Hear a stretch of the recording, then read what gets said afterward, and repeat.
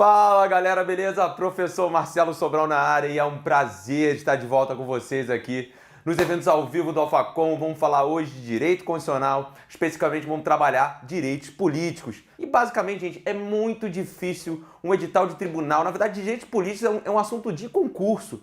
Praticamente cai em todos. Você cai em concurso de polícia, cai de tribunal, cai área administrativa. E aí a gente não tem, inclusive, nem divergência específica. Porque na prova de polícia é dessa forma, tribunal é dessa forma. Direitos políticos são direitos políticos. A gente tem que saber, ali do artigo 14 ao 16 da Constituição. É basicamente o texto da lei. Tem uma partezinha ali que é um pouquinho mais detalhada, a parte de inelegibilidade. Vou trabalhar isso aqui com calma com vocês, tá? E assim, um pouquinho de jurisprudência da STF, uma súmula vinculante aqui, outra colar. Nada muito excepcional não, mas é um assunto que se a gente demole, a gente perde uma questão de prova e isso definitivamente não pode acontecer. Começando aí no seu material, a gente tem aí o artigo 14 e eu quero que você faça a leitura dele comigo, para a gente poder conversar depois aqui sobre ele. Ele fala assim, ó: a soberania popular será exercida pelo sufrágio universal e pelo voto direto e secreto com valor igual para todos. E nos termos da lei, mediante plebiscito, referendo e iniciativa popular. Vamos lá, vamos destrinchar esse dispositivo. E aí a gente tem que trabalhar a ideia de sufrágio. Vamos lá, sufrágio restrito e sufrágio universal, que foi o adotado pelo nosso texto constitucional. Vamos ver o que a gente está querendo dizer com isso aqui. Vamos conversar. Olha só, gente. Sufrágio. Pensa assim, vamos traduzir numa linguagem bem simples. Possibilidade de votar e ser votado. Possibilidade de participar da vida pública no Brasil. Então, em regra, no Brasil, como o sufrágio é universal, todos podem votar e todos podem ser votados. Nós não adotamos uma ideia de sufrágio restrito. Tá. E o sufrágio, quando ele é restrito, gente, ele pode ser de que tipo? Vamos lá, eu vou citar para vocês aqui dois tipos de sufrágio. Ele pode ser do tipo censitário ou ele pode ser do tipo capacitário. Tá aí. E aí como é que fica essa divisão de sufrágio restrito, censitário ou capacitário? O censitário, gente, é quando a gente utiliza critérios econômicos. Enquanto no sufrágio capacitário, a gente utiliza alguma condição especial.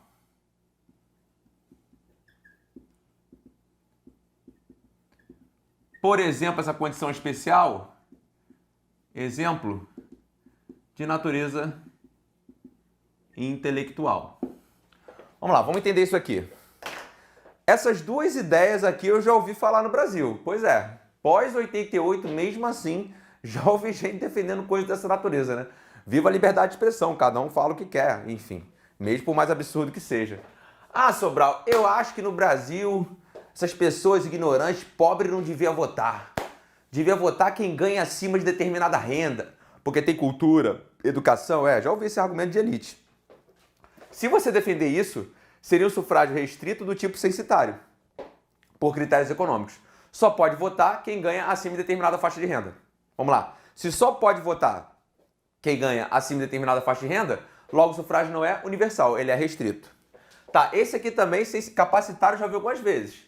Por exemplo, por condição especial de natureza intelectual. Ah, esse não só pode ser votado, já ouvi assim. Ah, Sobral, acho que só poderia ser eleito quem tem nível superior. Ou quem tem nível superior em administração pública. Como se isso fosse definir a capacidade dele de administrar ou legislar. E é claro que não. Então, graças a Deus, no Brasil nós não adotamos nem o restrito censitário, nem o restrito capacitário. O que seria o restrito censitário? Por critérios econômicos. Só poderia participar do processo político quem ganha acima de determinada renda. E o que seria o restrito capacitário? Em virtude de alguma condição especial. Em doutrina, normalmente se cita aqui como exemplo a condição intelectual, por exemplo, a sua formação, nível superior, só pode concorrer às eleições o cara que tiver nível superior. Enfim, não adotamos o restrito, muito menos restrito censitário ou restrito capacitário. Adotamos sufrágio universal, ou seja, regra, todos podem votar e todos podem ser votados. Regra, todos podem votar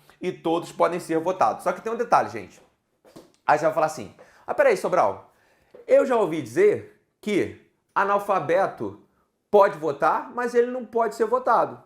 É, tá certo. Então, o estabelecimento de alguns requisitos para o exercício do sufrágio universal descaracteriza essa condição de universalidade? Anota no caderno, vai. Anota no caderno. Anota, vamos lá. Aqui, no sufrágio universal. O estabelecimento, vamos lá, de determinados requisitos. O estabelecimento de determinados requisitos para o exercício do sufrágio universal descaracteriza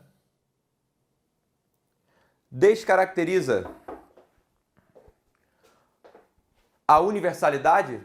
Não. Então, por exemplo, a necessidade de você tirar o título de eleitor, exemplo. A necessidade de você tirar o título de eleitor. Outro exemplo, a necessidade de você estar em dia com suas obrigações eleitorais.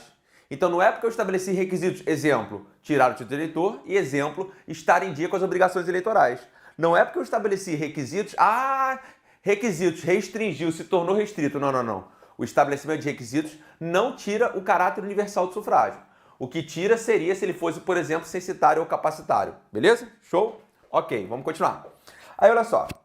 Aí, a Constituição está falando que o sufrágio é universal e que esse sufrágio universal, vamos voltar lá no texto, ele fala assim, ó. Soberania popular será exercida pelo sufrágio universal e pelo voto direto e secreto. Então, sufrágio universal e ainda pelo voto direto e secreto. Aí vamos lá. Quanto a isso aqui de voto direto e secreto, é importante falar, gente. O voto direto e secreto, ele é cláusula pétrea. Vamos lá, vou explicar o que é isso aqui. O que significa o voto direto e secreto ser cláusula pétrea? Gente, como é que a gente modifica a Constituição? Por meio de uma emenda constitucional. Volta e meia você vê na televisão alguém falando assim, PEC, proposta de emenda constitucional. Então, uma proposta de alteração do texto da Constituição, beleza? Então, você altera a Constituição por meio de PEC. Eu posso apresentar uma PEC, uma proposta de emenda constitucional, para suprimir o voto direto e secreto, para, por exemplo, instituir o voto aberto, ao contrário de secreto, para instituir o voto indireto. Pode fazer isso? Não. Se é cláusula pétrea, não pode modificar. Cuidado! Aí olha agora a maldade. Então você já sabe que é cláusula pétrea. O voto obrigatório também é. Porque volta e meia o cara fala assim, eu não gosto de política, então eu não queria lá no primeiro domingo de outubro ter que ir lá e votar, chato pra caramba. Então vamos mudar esse negócio de voto obrigatório na Constituição. Vamos instituir o voto facultativo. Bom, se vai instituir o voto facultativo, então eu tenho que fazer uma emenda constitucional. E aí? O voto obrigatório também é cláusula pétrea? Anota aqui, ó. Não! Então, gente, seria possível no Brasil estabelecer por meio de emenda constitucional, seria possível no Brasil estabelecer por meio de emenda constitucional o voto facultativo? Sim, e é aí que a prova faz maldade com você. Vamos lá. Voto direto e secreto. Direto, você escolhe direto o seu representante. Você não escolhe alguém para esse alguém escolher o seu representante. Você escolhe direto o seu representante. E voto secreto, cabina eletrônica, né? Cabina lá, urnazinha. Ninguém, você não tem que chegar lá e falar assim, o cara da mesa. E aí, qual é o seu voto? Vota em quem? Não. Como já foi no Brasil. Só lembrar da época do voto de cabresto, né? Um pouquinho de aulinha de história agora aqui. Então, voto direto e voto secreto. Isso é cláusula pétrea, não pode mudar. A gente não pode alterar para voto indireto e para voto aberto. Porém, o nosso voto também é obrigatório. Só que voto obrigatório não é cláusula pétrea. Então, seria possível no Brasil, por meio de emenda constitucional, você estabelecer o voto facultativo. Beleza? Show de bola, vamos seguir. Venha comigo de novo no artigo 14, ele fala assim: a soberania popular será exercida pelo sufrágio universal e pelo voto direto e secreto, com valor igual para todos, e nos termos da lei, mediante. Aí vamos falar aqui, plebiscito, referendo e iniciativa popular. Aí vamos lá. Então, voto direto e secreto. valor igual para todos. Aí depois ele fala assim, valor igual para todos. Aí fala, e mediante plebiscito, referendo e iniciativa popular.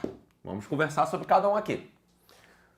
Plebiscito, referendo, iniciativa popular. Aí olha só, gente. Quando você fala em plebiscito e referendo, são basicamente a mesma coisa. Plebiscito e referendo são consultas feitas à população. Então você está fazendo uma consulta. A diferença do plebiscito e referendo é quanto ao momento em que a consulta é realizada. Se a consulta é realizada antes do governo tomar uma determinada medida, seja uma medida governamental ou seja uma medida do próprio poder legislativo, então a medida do executivo ou a medida do legislativo, antes de você tomar a medida, você quer ouvir a população. População, o que vocês acham dessa história aqui? Aí a galera vai lá e vota. E se manifesta, se concorda ou se discorda, por exemplo. Ou então você já tomou uma medida, e aí essa medida fica sujeita à confirmação popular. Então, basicamente, gente, qual é a diferença de plebiscito e referendo? O momento. Tanto o plebiscito quanto o referendo são consultas, você consulta o povo. Só que se você fizer essa consulta de maneira prévia, antes de tomar a medida, vai ser um plebiscito. Se você tomou a medida está pronta, ela já existe, só que ela fala assim, ó, tá, agora falta só povo você confirmar. Aí vai ser um referendo. Tanto que quando houve a alteração do Estatuto do Desarmamento no Brasil, nós fizemos o referendo em 2005, para falar sobre a liberação, a proibição ou não de venda de armas no Brasil, que não proibiu totalmente não foi proibida. Então, a lei já existia, só que foi submetida a referendo para confirmação popular ou não, beleza? Então vamos lá. Aqui no plebiscito é uma consulta prévia. Aqui no referendo é uma consulta posterior. Tá. Iniciativa popular, gente. Vamos entender essa história aqui, ó. Iniciativa popular de você apresentar, você povo, apresentar um projeto de lei ao Congresso Nacional. Não apenas ao Congresso Nacional, a gente tem iniciativa popular também em âmbito estadual e pode ter também em âmbito municipal, mas vamos falar do Congresso aqui que é mais fácil de a gente visualizar. Então, por exemplo, o povo está interessado em alterar uma lei já existente ou propor uma nova lei, então se colhem várias assinaturas para que seja apresentada esse projeto de lei para ser votado no Congresso Nacional, beleza? Tá. Então, vamos aproveitar aqui, deixa eu mostrar para vocês a pirâmide do ordenamento jurídico, né? A pirâmide das normas. Como é que funciona essa pirâmide das normas? Então, aqui são as normas. Deixa eu ver se eu estou dentro do quadro ainda. Sim, aqui são as normas. Qual é a norma que está no topo? Constituição Federal. Qual é a norma que vem abaixo? Lei. E depois, os atos administrativos. Então, essa é a estrutura. O ato administrativo deve obediência à lei, a lei deve obediência à Constituição. Beleza? Tá. Aí, pra gente aqui nessa aula, não interessa esse cara aqui, tá? Esse cara aqui é um cara lá do direito administrativo. Não estou estudando ele. A gente está estudando esses dois caras aqui agora. Então, vamos lá.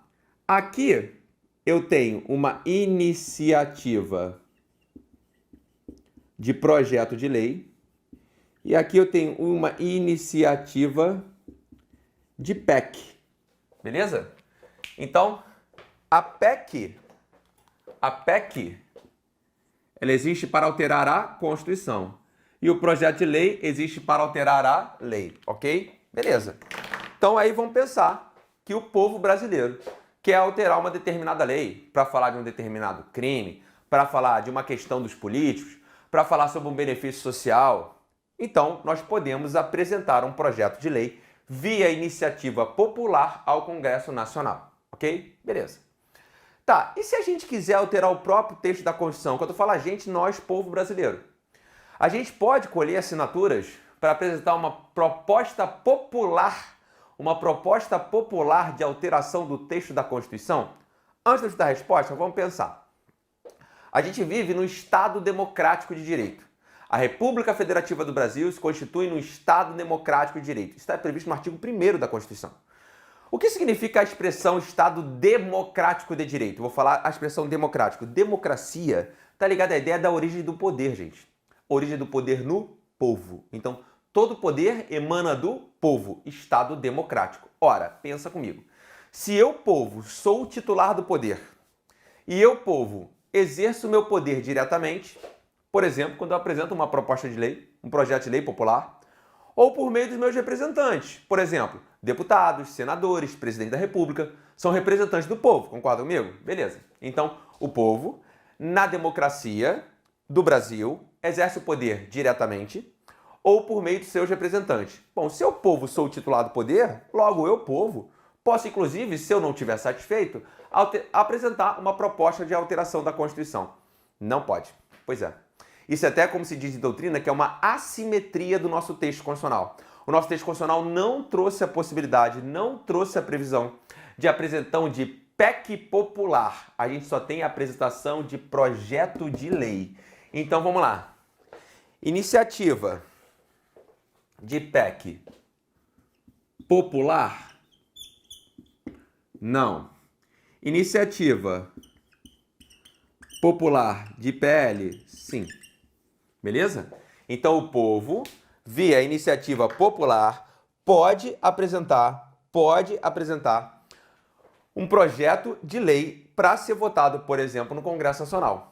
Mas o povo, via iniciativa popular, não pode apresentar uma PEC, uma proposta de emenda à Constituição. Então vamos lá. Eu basicamente terminei de ler o artigo 14 caput com você estruturado aqui no quadro. No Brasil, nós adotamos de novo, vem comigo. Nós adotamos o sufrágio restrito ou universal? Universal.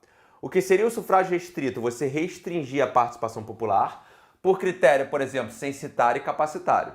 O que seria o critério censitário? Por exemplo, por critérios econômicos. O que seria esse critério capacitário? Por uma condição especial, por exemplo, intelectual. Por critérios econômicos, exemplo, só poderia votar quem ganha acima de determinada renda. Por critério de condição especial intelectual, por exemplo, só pode se candidatar quem tem nível superior em diante. Nós adotamos isso. No Brasil, nós adotamos o critério universal, o sufrágio universal. O fato de existirem requisitos para o exercício do sufrágio universal descaracteriza o caráter universal? Não. Por exemplo, você ter o título de eleitor. Por exemplo, a necessidade de você estar com suas obrigações eleitorais em dia. Isso não descaracteriza. Tá. Pelo sufrágio universal e pelo voto direto secreto. Cuidado, voto direto secreto eu falei porque para você que é o quê? Cláusula pétrea. E o que significa isso? Não pode ser retirado da Constituição. Tá, mas nosso voto do Brasil também é obrigatório. Sim, o voto é obrigatório. E o voto obrigatório é cláusula pétrea? Não, o voto obrigatório não é cláusula pétrea. Logo, seria possível uma emenda constitucional para extinguir o voto obrigatório no Brasil e instituir o voto facultativo? Sim, seria possível. Beleza? Eu não estou falando se é bom ou ruim, eu estou falando que seria possível. Tá, sufrágio universal, voto direto secreto com valor igual para todos e mediante também plebiscito, referendo e iniciativa popular. Fala comigo. Plebiscito e referendo num determinado ponto são a mesma coisa. Ambos são consultas. Se você vai fazer uma consulta. Se você fizer uma consulta antes do ato a ser tomado, vai ser um plebiscito. Se você faz uma consulta após o ato tomado pelo poder público, vai ser um referendo.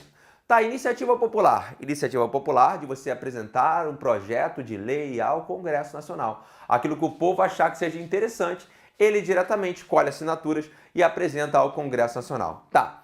E o povo também pode ter uma iniciativa popular de PEC, de proposta de emenda constitucional? Não, isso ele não pode. Apesar do povo ser o titular do poder, visto que vivemos no regime democrático, a nossa Constituição, por uma assimetria, não prevê essa possibilidade. Então, a gente já leu o 14 e vamos dar uma lidinha agora no parágrafo 1º que cai bastante em prova. Que ele fala assim, o alistamento eleitoral e o voto são, vamos lá, obrigatórios para os maiores de 18 anos e facultativos para os analfabetos, maiores de 70, maior de 16 e menor de 18. Então vamos lá. Gente, alistamento eleitoral. Alistamento eleitoral é você ir lá e tirar o seu título de eleitor. E votar, todo mundo sabe o que é. É obrigatório para quem tem mais de 18. e se torna facultativo para quem é analfabeto, maior de 70 e maior de 16 e menor de 18. Aí olha só o cuidado que tem que tomar aqui. Eu quero falar especificamente do analfabeto. Vamos falar desse cara aqui. Esse cara aqui tem capacidade eleitoral ativa e passiva. Vamos traduzir essas expressões. Capacidade eleitoral, capacidade de participar do pleito eleitoral. Se é uma capacidade de votar, eu chamo de capacidade eleitoral ativa. Se é uma capacidade de ser votado, eu chamo de capacidade eleitoral passiva. Vamos lá, gente, tá aqui. Analfabeto pode votar? Pode, é facultativo. Ele pode fazer o alistamento eleitoral e ele pode votar. Então, capacidade eleitoral ativa, ele tem? Vamos lá. Vou anotar aqui, ó. Sim. Capacidade eleitoral passiva, ele tem? Não, gente. Então, não pode confundir aqui a situação do analfabeto. Porque o analfabeto tem, aí fala a expressão capacidade eleitoral, às vezes o aluno se confunde. Mais uma vez, capacidade eleitoral ativa é o ato de votar. Capacidade eleitoral passiva é o ato de ser votado. O analfabeto tem capacidade eleitoral ativa? Sim, está aqui. Inclusive, o voto e alistamento para eles são facultativos. Já a capacidade eleitoral passiva ele não tem. A gente vai ver daqui a pouco aqui, tá? Então, acostumou com a expressão capacidade eleitoral? Então, deixa eu chegar perto de você aqui, ó. Vamos lá, chegar perto de você aqui. O alistamento eleitoral e o voto são obrigatórios para quem? Os maiores de 18 anos. Show de bola. E são facultativos para quem? 3 categorias. Para os analfabetos, os maiores de 70 anos e os maiores de 16 e menores de 18 anos. De novo, vem comigo, de novo. Alistamento eleitoral e o voto são obrigatórios para os maiores de 18 anos. E são facultativos para quantas categorias? 3. Qual é a primeira? Os analfabetos. Depois os maiores de 70 anos. Depois os maiores de 16 e menores de 18 anos. Perfeito. Tá aqui, nunca mais erra. Vamos lá, vamos trabalhar. Então, ó, já matei para você o 14 caput, já matei para você o parágrafo primeiro. Estou destrinchando o texto condicional para ficar de maneira organizada no teu caderno e você não esquecer para a prova, tá? Vamos lá.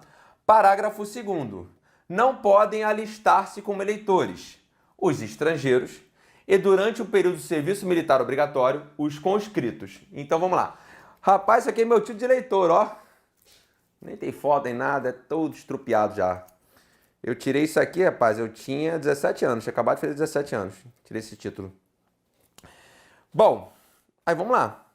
Quando eu tirei esse título aqui aos 17 anos, aqui ó, o alistamento eleitoral era facultativo. Inclusive, mesmo alistado, o voto também era facultativo, porque eu era maior de 16 e menor de 18. Beleza, show de bola. Mas, para votar, primeiro eu tenho que ter o quê? O alistamento eleitoral. Você só consegue votar se você for alistado eleitoralmente. Sem alistamento eleitoral você não consegue votar. Beleza. Então pensa comigo. Eu estou dizendo que não pode ter o título, risca. Quem não pode ter o título? Estrangeiro e conscrito. Quem é o conscrito? É a molecada de 18 anos que está no serviço militar obrigatório. Porque já estão prestando serviço à nação naquele período, então se entende que o conscrito não pode nem se alistar, beleza? Ok, pensa comigo. Se os estrangeiros e os conscritos são inalistáveis, logo eles podem votar? Não, não se alistou. Logo eles podem ser votados? Não, não se alistou. Porque é condição para votar e ser votado você ter o alistamento eleitoral. Então, sem alistamento eleitoral, sem isso aqui, você não consegue ter isso aqui. Então, eu vou até fazer o seguinte, ó. Isso aqui, ó, alistamento eleitoral, 1. Com isso aqui, você vem para o 2. Tá vendo? Primeiro você tem que ter o alistamento eleitoral, para depois do alistamento eleitoral, você ter acesso ao voto. Ora, bolas! Se eu estou falando para você que os estrangeiros e os conscritos são inalistáveis, logo eles podem votar? Não. E também podem ser votados? Não. Logo, os inalistáveis também são o quê? Inelegíveis. E essas expressões confundem prova. Ai meu Deus, quem é inalistável, quem é inelegível? Então vamos na maciota aqui. Primeiro eu estou te mostrando quem são os inalistáveis, os estrangeiros e os conscritos. Então, se esses caras não podem nem se alistar, eu já estou dizendo para você que, por consequência, eles não podem nem votar e não podem nem ser votados, ok? Beleza. Agora você faz o seguinte, do parágrafo 2º, você vai pular, por favor, para o parágrafo 4º. Do parágrafo 2º, você pula, por favor, para o parágrafo 4º, beleza? Então, o parágrafo 4º diz o seguinte, são inelegíveis os inalistáveis e os analfabetos. Então, vamos lá. Inalistáveis são estrangeiros e conscritos. Tá. E quem são os inelegíveis? Os inalistáveis e os analfabetos. Inelegíveis, gente, são aqueles que não podem ser votados. Então vamos lá. Os inelegíveis são os que não podem ser votados. Logo, eles não têm capacidade eleitoral passiva. Logo, eles não têm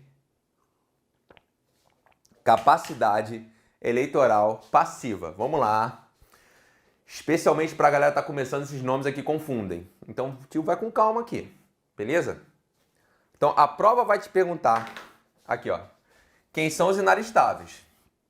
Quem não pode, aqui ó, quem não pode, ó, título do velho aqui, do coroa aqui, professor. Não pode tirar o título, estrangeiro e conscrito. E os inalistáveis, ó, eles também aparecem aqui, ó, tá vendo? Aí vamos lá, você vai falar assim, por que os inalistáveis são inelegíveis? Por que os inalistáveis são inelegíveis? Anota essa pergunta no seu caderno, vamos lá. Por que os inalistáveis são inelegíveis? Por que os inalistáveis são inelegíveis? Porque quem não tem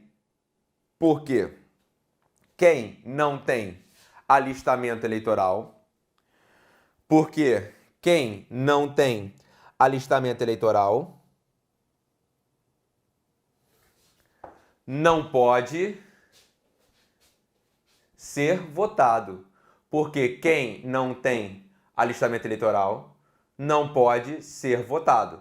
E se alguém não pode ser votado, eu chamo de inelegível. Então vamos lá. Ó, eu vou mostrar para você aqui, depois eu vou fechar aí na câmera e vou te perguntar. Quem é que não pode se alistar?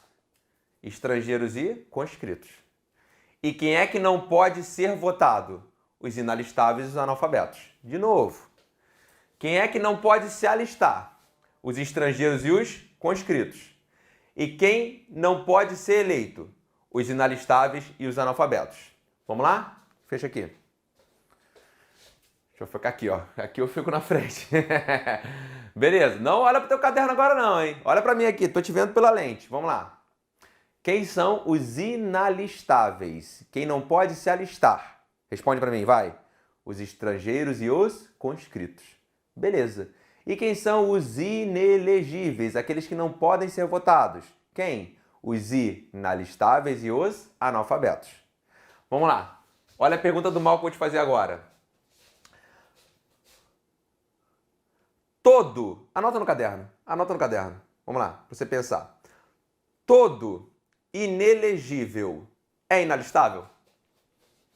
Anota no caderno. Todo inelegível é inalistável? Bora, anota no caderno mais uma vez. Todo inelegível é inalistável? E aí, sim ou não? Não. Tem inelegível que é alistável. O analfabeto pode se alistar aqui, ó. O analfabeto, vamos deixar claro aqui, ó, gente. O analfabeto, ele é alistável. O que o analfabeto é inelegível. Por isso que o analfabeto tem capacidade, agora estou explicando, ó. O analfabeto tem capacidade eleitoral ativa? Sim, porque ele pode votar. Mas ele tem capacidade eleitoral passiva? Não, ele não pode ser votado. Beleza, vou fechar de novo aqui.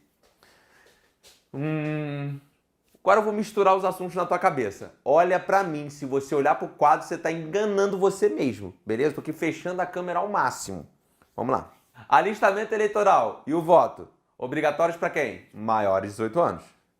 E facultativos para quem? 3 categorias. Primeiro, os analfabetos. Depois, os maiores de 70. Depois, os maiores de 16 e menores de 18. Show de bola. Vamos lá, queridos. Quem não pode se alistar? Quem não pode tirar o título eleitoral? Os estrangeiros e os conscritos. E quem são os conscritos? Aqueles que estão durante o serviço militar obrigatório. Beleza. Tá bom, e quem são os inelegíveis? Inelegíveis são os que não podem ser votados. São inelegíveis os inalistáveis e os analfabetos. Vamos lá. O analfabeto tem capacidade eleitoral ativa? Tem, porque ele pode votar. Mas ele tem capacidade eleitoral passiva? Não, porque ele não pode ser votado. Show de bola. Agora fechamos. Beleza? Então vamos lá. Então aqui eu já dei para você o 14, falei do parágrafo 1º, o parágrafo 2º e o parágrafo 4º. Agora eu vou voltar no parágrafo 3º. Vem comigo. Ó. O parágrafo 3º, ele traz agora as condições de elegibilidade. Ou seja, condições para que alguém seja eleito. Elegibilidade, condições para que alguém seja eleito. Beleza? Aí vamos lá. Primeiro, nacionalidade brasileira. Primeiro, nacionalidade brasileira. Ora, por quê? É só a gente olhar para o lado de lá. Se os estrangeiros são inalistáveis, logo eles são inelegíveis, porque é uma condição de elegibilidade ser brasileiro. Ok, aí vamos lá. Depois, pleno exercício dos direitos políticos. Pleno exercício dos direitos políticos. Tá. O que significa essa palavrinha pleno aqui, ó? Pleno. Anota aqui, ó, vou puxar para cá. É porque não incide. Ó, pleno, puxei a setinha para lá. Não incide perda ou suspensão. Não incide perda ou suspensão de direitos políticos. Como assim perda ou suspensão, Sobral? Faz o seguinte, guarda no coração aí rapidinho, é o artigo 15, a gente vai ver daqui a pouco. As hipóteses de perda e suspensão dos direitos políticos. Por enquanto estamos no 14, o 15 é o próximo. Quando a gente matar o 14, a gente vai no 15, beleza? Tá. Então, estar no pleno exercício é não incidir nenhuma hipótese de perda ou suspensão de direitos políticos. É não incidir nenhuma das hipóteses do artigo 15 da Constituição. Ok? Então, de novo. Quais são as condições para ser eleito? Primeiro, a nacionalidade brasileira. Segundo, o pleno exercício dos direitos políticos. Continua comigo. 3. Depois ele fala lá, o alistamento eleitoral. O alistamento eleitoral. Não tem como ser eleito sem alistamento eleitoral. Depois, próximo requisito. Domicílio eleitoral na circunscrição.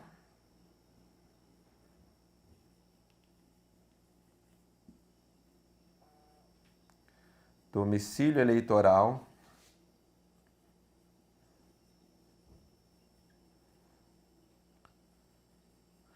na circunscrição. Vamos entender isso aqui. Então, por enquanto, gente, eu coloquei no quadro para vocês 4 condições de elegibilidade. Primeiro, ser brasileiro. Depois eu vou comentar mais sobre isso. Depois, estar no pleno exercício de direitos políticos. Significa que não incide numa hipótese de perda ou suspensão de direitos políticos. Terceiro, ter alistamento eleitoral. E quarto, ter domicílio eleitoral na circunscrição. Como assim? Eu, Marcelo Sobral, falo de vocês agora diretamente da cidade do Rio de Janeiro. Local onde eu tenho domicílio. Moro aqui, trabalho aqui, enfim, minha vida social basicamente é no Rio de Janeiro, apesar de eu viajar bastante. Bom, aí a pergunta é, Sobral, fala em um lugar que você viaja bastante. Manaus, Porto Alegre e assim por diante. Tá, lá em Manaus, Sobral. Se você, lá em Manaus, né, de vez em quando você tá por lá. Você pode se candidatar lá? Não, não tenho domicílio eleitoral em Manaus. Eu vou eventualmente, uma vez ou outra, tem tempo que eu não vou, né? Pós-corona, nunca mais fui. A última vez foi início de 2020. Enfim, tem muito tempo que eu não vou a Manaus. Então eu não tenho um vínculo efetivo com aquele local, não chego a formar um domicílio naquele local. Então eu poderia me candidatar, por exemplo, a prefeito de Manaus? Não, não poderia. Então o meu domicílio eleitoral na circunscrição é, se eu quero me candidatar à prefeitura do Rio de Janeiro, eu tenho que ter domicílio no Rio de Janeiro. Se eu quero me candidatar a vereador em São Paulo, eu tenho que ter domicílio em São Paulo. Se eu quero me candidatar a deputado estadual pelo estado do Amazonas, eu tenho que ter domicílio em alguma cidade lá do estado do Amazonas. Deu para entender então? Então domicílio eleitoral na circunscrição, ou seja, no âmbito que você quer se candidatar. Então você que está me assistindo aí, de qualquer lugar do Brasil, não importa de onde você é, você só pode se candidatar no seu respectivo domicílio eleitoral. Se você, por exemplo, mora em Curitiba, Paraná, você pode se candidatar a prefeito de Curitiba, a vereador de Curitiba, a governador do estado do Paraná, a senador pelo estado do Paraná e a deputado estadual ou deputado federal pelo estado do Paraná, que é o âmbito do seu domicílio eleitoral. Mas você não poderia se candidatar, por exemplo, a prefeito de Florianópolis. Beleza? Entendido? Ok, vamos lá. Vamos seguir aqui. Então, ó, nacionalidade brasileira, pleno exercício de direitos políticos, alistamento eleitoral, domicílio eleitoral na circunscrição. O próximo aí, filiação partidária.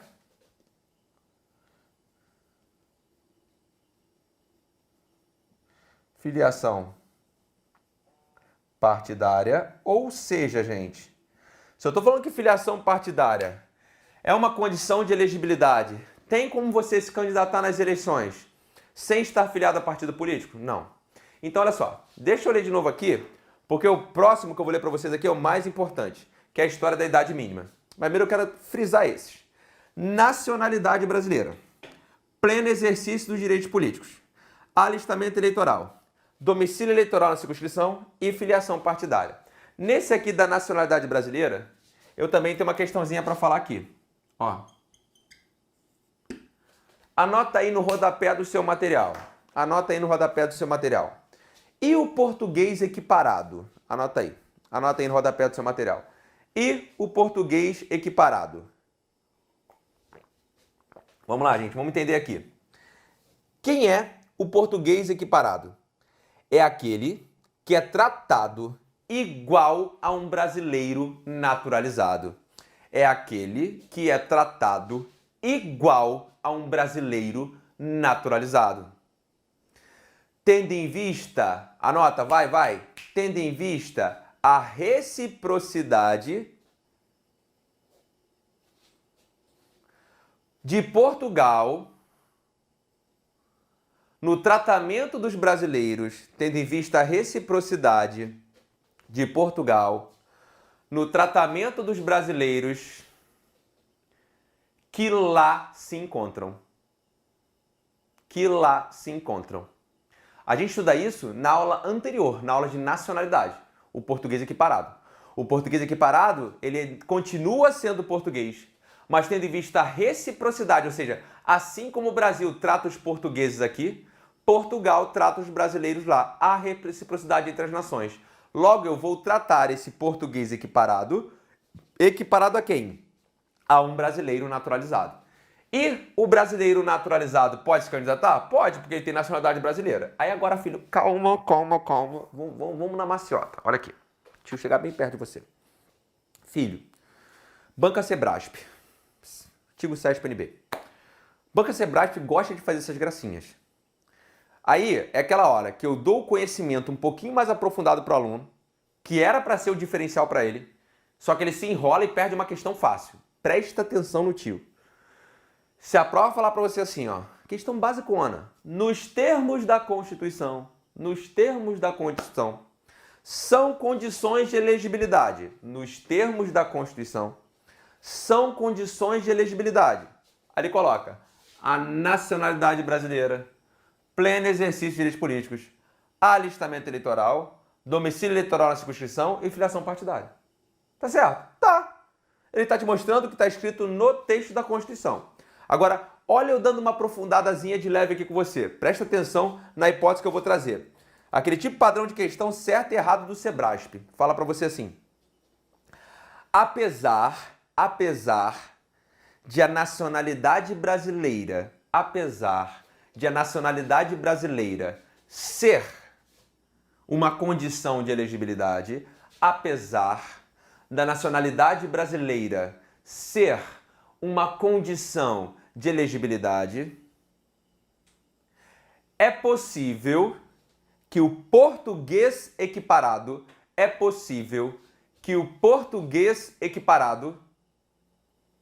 seja eleito,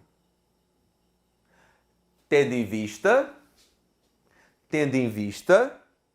que ele exerce os mesmos direitos do brasileiro naturalizado,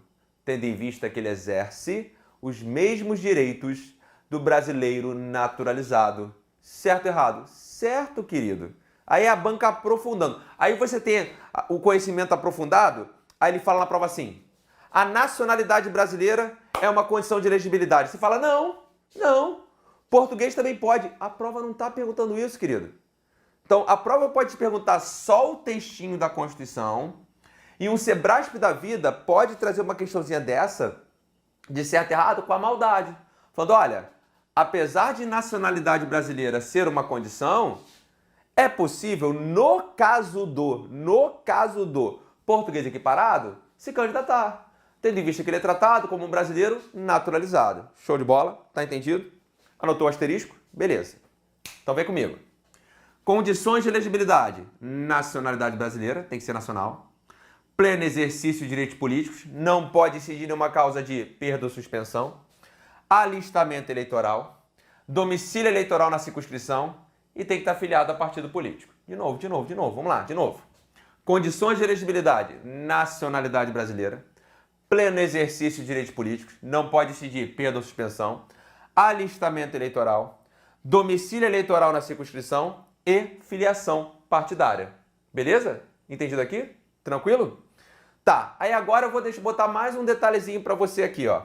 Eu vou colocar a questão da idade mínima, que cai muito em prova. Vamos lá. Idade mínima, que cai muito em prova. E aí eu vou colocar aqui, ó, 35, 30, 21 e 18. Eu não sei te dizer quantas vezes esse assunto da idade mínima já foi cobrado em prova. Inúmeras vezes. Então vamos fazer o seguinte: primeiro você grava as categorias: 35, 30, 21, 18. 35, 30, 21, 18. 35, 30, 21, 18. 35, 30, 21, 18. Tá, agora vamos ao texto constitucional. Pega aí no seu material. Vamos lá. Artigo 14, parágrafo 3º, inciso 6. Ele fala: a idade mínima de 35 anos para quem? Presidente, vice-presidente e senador. Depois, 30 anos para quem? Governador, vice-governador de estado do Distrito Federal. Aí 21 para deputado estadual federal, deputado estadual distrital, prefeito, vice-prefeito e juiz de paz. E inciso D, a linha D, perdão, 18 anos para vereador. Ou seja, a prova faz trocadilho? Faz. Então vamos anotar? Vamos lá. Então, primeiro aqui, ó, anota por sigla. Presidente da República, vice-PR e senador. Então vamos lá. Na primeira categoria, presidente da República, vice-presidente da República e senador. Depois, 30, governador. Aqui eu gosto de descer direto para o 18, que é um só igual 30. 18, vereador. Vereador. E 21, aí vem deputado federal, deputado estadual, prefeito, vice-prefeito e juiz de paz. Para quem não sabe o que é juiz de paz, é aquele cara que celebra casamento. Ah, mas Sobral, eu nunca votei para juiz de paz no Brasil. É, eu sei. Até hoje essa eleição não foi regulamentada. Pois é. Então temos aí mais de 30 anos de Constituição e até hoje essa eleição não foi regulamentada. Então vamos lá. Aqui no 21, ó, deputado federal, deputado estadual, prefeito, vice-prefeito e juiz de paz. Deputado federal, deputado estadual, prefeito, vice-prefeito e juiz de paz. Aí vamos lá, se você já anotou esse galerão aí vamos agora dar uma olhadinha que o nosso quadro tá ficando completo, tá ficando bem bonito. E aí depois eu vou fazer uns trocadilhos para vocês aí. Então vou sair aqui, ó, boto a tela cheia, tá? E dá um print na tela para você guardar isso aqui e depois comparar com o seu caderno, tá? Então deixa você pegar a tela toda. Então agora vamos lá, ó, vamos dar uma geral no quadro, depois eu vou chegar perto de você aqui e vou te perguntar. Aqui em cima eu tenho 14 caput, com a história do sufrágio universal, voto direto e secreto e plebiscito, referendo e iniciativa popular. Primeiro vamos ver na estrutura. Aqui eu tenho o alistamento eleitoral e o voto facultativo e obrigatório. Depois eu falei quem são os inalistáveis, depois eu falei quem são os inelegíveis, depois eu falei das condições de elegibilidade, beleza? Ok. Aí vamos lá. Sufrágio. O nosso sufrágio, fala pra mim, gente. Ele é restrito ou universal? Universal. No sufrágio restrito, ele pode ser de que tipo? Pode ser censitário ou capacitário. Se ele é censitário, ele é por critérios econômicos. Se ele é capacitário, é por um critério intelectual. Exemplo de sufrágio restrito. Censitário, só pode votar quem ganha acima de determinada renda. Exemplo de sufrágio restrito capacitário, só pode votar ao seu votado quem tem, por exemplo, nível superior. Não, graças a Deus nós não adotamos isso no Brasil. Regra, todos podem votar e todos podem ser votados. Sufrágio universal. A existência de requisitos ao exercício do sufrágio tira a sua universalidade, já falamos isso hoje. A existência de requisitos ao exercício do sufrágio tira a sua universalidade? Não, não tira a sua universalidade. Por exemplo, para exercer, você precisa ter o título de eleitor. Para exercer, você tem que estar no pleno gozo dos direitos políticos. Beleza, não tira. Ok. Beleza, vamos falar agora sobre plebiscito, referendo e iniciativa popular. Plebiscito e referendo, no início, são a mesma coisa. São formas de consulta.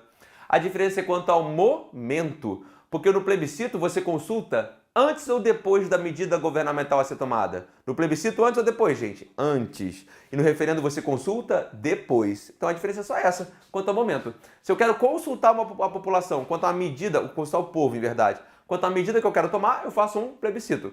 Se eu consulto a população posteriormente, eu faço um referendo, beleza? Ok. Tá, iniciativa popular. É iniciativa popular de apresentar um projeto de lei e também de apresentar uma proposta de emenda constitucional? Não. Apesar de nós vivemos no regime democrático, nós temos uma assimetria na Constituição.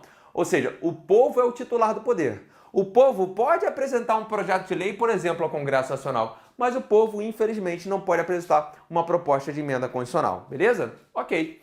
Matamos. Não, faltou falar aqui, ó. Voto direto e secreto configuram cláusula pétrea. O que significa isso? Podemos elaborar uma emenda constitucional para suprimir esse voto direto e secreto, transformar o voto em indireto, transformar o voto em aberto, como já foi no Brasil? Não, não pode, cláusula pétrea. Porém, o voto no Brasil também é obrigatório. E voto obrigatório é cláusula pétrea? Não. Então nós poderíamos fazer uma emenda constitucional para instituir o voto facultativo? Sim. Eu não estou dizendo se é bom ou ruim. Eu não sei, mas é bom, não sei. Eu estou dizendo que é possível, que voto obrigatório não é cláusula pétrea. E Sebrasco, por exemplo, já perguntou isso em prova. O que é cláusula pétrea? É voto direto e secreto. Foi. Vem comigo. Alistamento eleitoral e voto. Para votar, primeiro tem que ter o alistamento. É obrigatório para quem? Maior de 18 anos e facultativo para os analfabetos, maior de 70, maior de 16 e menor de 18. Vamos lá, querido. Eu tenho os inalistáveis e os inelegíveis. Os inalistáveis e os inelegíveis. Os inalistáveis e os inelegíveis. Quem são os inalistáveis? Aqueles que não podem se alistar. Não pode ter título de eleitor. Inalistáveis os estrangeiros e os conscritos. Quem são os conscritos? São os militares que estão durante o serviço militar obrigatório. A galerinha de 18 anos lá que vai servir o quartel. Tá bom, e quem são os inelegíveis? Inelegíveis são aqueles que não podem ser votados, que não têm capacidade eleitoral passiva. Bom, os inalistáveis são inelegíveis. Por quê? Porque para ser eleito tem que ter o quê? Alistamento eleitoral. Ora, Se eu, inalistável, não posso me alistar, logo por consequência eu sou inelegível. Mas o analfabeto também é inelegível. Mas toma cuidado, o analfabeto é alistável e inelegível. Repito, o analfabeto é alistável e inelegível. Ou seja, ele pode se alistar, o alistamento é facultativo, mas ele não pode ser eleito porque o analfabeto não tem capacidade eleitoral passiva. Vem comigo, condições de elegibilidade. Fala para mim, são quantas? 6. Nacionalidade brasileira, pleno exercício dos direitos políticos, alistamento eleitoral, domicílio eleitoral na circunscrição, filiação partidária e idade mínima. Tá bom. Nacionalidade brasileira, mas aqui, por exemplo, o Banca Sebrasp pode fazer uma maldade. Olha, em que pese a nacionalidade brasileira ser uma condição de elegibilidade, é possível que o português equiparado seja eleito, tendo em vista que ele é tratado como um brasileiro quê? Naturalizado. Certo ou errado? Certo. Mas se eu falar para você assim, ó, é condição de elegibilidade a nacionalidade brasileira, tá certo, porque é o que está previsto no texto constitucional. O que significa pleno exercício dos direitos políticos? Porque não incide hipótese de perda e suspensão de direitos políticos. Alistamento eleitoral, beleza. Ter o domicílio eleitoral na circunscrição, por exemplo, eu, Marcelo Sobral, falo para você agora diretamente da cidade do Rio de Janeiro. Então eu, Marcelo Sobral, esse ano posso me candidatar nas eleições para prefeito do Rio, 2020? Posso. Nas eleições para vereador do Rio de Janeiro? Posso. Eu posso me candidatar a prefeito de Manaus? Não. Eu posso me candidatar a prefeito de Curitiba? Não. De Florianópolis? Não. Por quê? Porque eu não tenho domicílio eleitoral naquela circunscrição. Beleza? Ok. Eu tenho que ter também filiação partidária e eu tenho que ter também idade mínima. Quais são as 4 categorias? Fala. 35, 30, 21, 18. 35, 30, 21, 18. 35 para quem? Fala. Presidente, vice e senador. 30 para quem? Governador. Desce no 18. Quem? Vereador. E desce no 21 agora, deputado federal, deputado estadual, prefeito, vice-prefeito e juiz de paz. Ufa! Já estamos chegando a uma horinha de aula aí, né? Eu vejo os alunos com muita dificuldade de como estudar. Como? O que eu estou fazendo com você aqui agora é exatamente o que você tem que fazer em casa. Deixa eu te explicar o processo de estudar, gente. Quando você está assistindo a videoaula, você está montando o seu caderno, beleza? Então, Sobral foi aqui, ó. Você que está comigo desde o início, eu montei só essa parte em cima aqui do quadro. Depois eu botei essa parte. Depois eu botei essa. Depois eu botei essa. Depois eu botei essa. Não foi assim? Na ordem? Ó. 1, 2, 3, 4, 5. Foi exatamente dessa forma que eu construí o quadro. Aí construí um quadro com você, beleza? E fui explicando o quadro. O que eu, Marcelo Sobral, poderia ter feito? Eu poderia ter montado o quadro, pau na máquina, vambora, apaga o quadro, segue o próximo.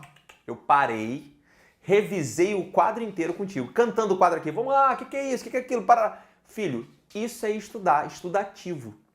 Você vai repetindo e vai se perguntando. Exemplo, o sufrágio no Brasil é de que tipo? Aí você pergunta, universal ou restrito? Universal. Mas o que é o sufrágio restrito? Ah, aquele que não é universal. Que pode ser de quantos tipos? 2. Pode ser o quê? Censitário ou capacitário. Tá, e se for censitário, ele é o que mesmo? É por condição econômica. E se for capacitário, ele é o que mesmo? É por uma condição especial, por exemplo, intelectual. Tá, o nosso sufrágio é do tipo universal. E com voto o quê? Direto secreto. E voto direto secreto é cláusula pétrea? Sim. Então cláusula pétrea pode alterar? Não. Mas tem um outro voto no Brasil que não é cláusula pétrea. Tem qual? O voto obrigatório. Então o voto obrigatório, ele pode ser facultativo? Pode, se tiver uma emenda constitucional. Tá vendo? Isso é estudativo. Você vai se perguntando, é chamada autossabatina. Você vai criando perguntas e respostas. Tem aluno que faz isso em flashcard, né? Aqueles cartõezinhos assim, o cara anda com uma pacote de flashcard. Só que hoje a tecnologia, cara, tem até aplicativo que faz isso, que funciona como flashcard. Você pode fazer esses cardzinhos e ficar se perguntando depois. Porque se você só ficar fazendo leitura, cara, você esquece, velho. Você esquece.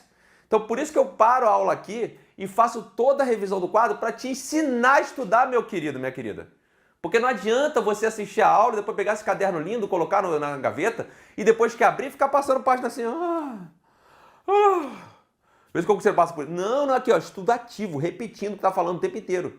Só que assim, por isso que você precisa entender o que eu tô botando aqui, por isso que eu tô te explicando todos os tópicos, porque fica muito mais fácil a gente memorizar e absorver aquilo que a gente entende do que aquilo que a gente não entende. Se eu pegar um livro de medicina, agora um livro de anatomia, ver que os nomes todos esquisitos, ficar folheando, vamos falar, Sobral, decora isso aí, olha, eu vou me esforçar muito, cara, mas vai ser muito difícil, porque eu não entendo aquele negócio lá, beleza? Então, isso é sistemático. Quem está falando para você aqui foi um cara aprovado em 7 concursos no prazo de 1 ano.